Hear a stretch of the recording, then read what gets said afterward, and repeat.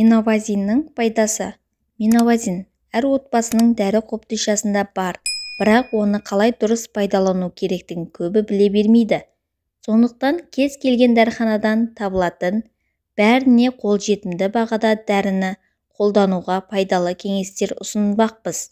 Радикулит кезінде мойынды, желке тұсын, омыртқаны майлаңыз, бұл дертіңізді айтарлықтай жеңілдетеді. Ұзақ уақыт бойы тұрақты түрде денеңізді майлай отырып, буындағы тұздардың шығуын толық емдеуге болады. Жүрек ауырғанда, бас ауруы, тіс мазаласа, құлақтың айналасын күніне 2 рет майлау керек. Аяқтарыңыз ауырып, мүлдем көтере алмайтындай болсаңыз, күніне 1 мезгіл табан мен тізелеріңізді майлаңыз. Нәтижесі керемет болады. Миновазин құлақ ішіндегі құлақты тоқтатып, ауырсынуды және қабынуды тоқтатады. Егер бас ауруы мазалап жүрген болса, миновазинді шекеңіз бен самайыңызға жағыңыз. Әсері бірден байқалатын болады. Миновазин геморройға да көмектеседі екен. Таңертең жуынып болған соң, суық саусақтарыңызбен бинтті орап алыңыз. Оны миновазинға батырып, тік ішекті бір сүртіп майлап шығыңыз. Қатты ауырады, бірақ шыдамдылық қажет. Осы процентті 5 рет қайталағаннан кейін геморройдан мәңгілік ұмытасыз. Сүт безінде ауырсынуды, шаншуды сезсеңіз, ауырған жерді дереу осы препараттармен сүртіңіз. Ауырсыну тез басылып, қабыну жойылады.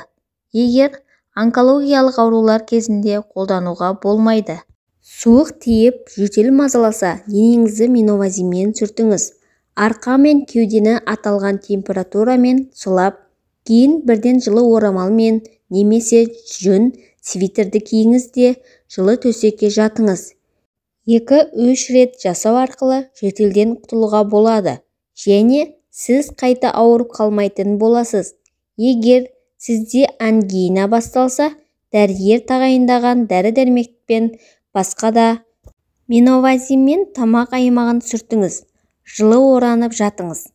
Ал мұрын бітеліп жатса, алдымен бір мұрын тесігін жауып, иіскеп, содан кейін басқасын жауып, қайталап иіскеп көріңіз.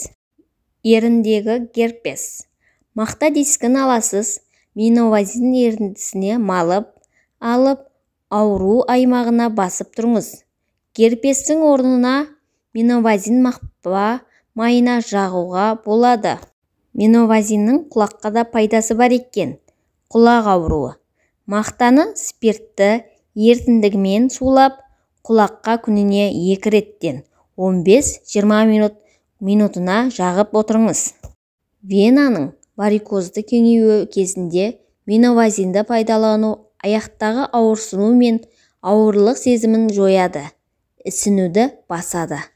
Ерітіндіні табаннан жоғары қарай жеңіл қозғалыстармен жағу қажет. Егер сіз ұйқысыздықтан зардап шегіп жүрген болсаңыз, миновазиннің спирттік ерітіндісінде мақта тампонын сулап, желкені құлақтан құлаққа дейін сүртіп шығу қажет. Ешқандай ұйықтататын препараттардың көмегінсіз-ақ тыныш ұйықтайтын боласыз. Гайморитте миновазинді ауырсыну белгілері мен ісінуді басу үшін қолданылады. Аурудың көзі инфекция. Оған препарат әсер етпейді.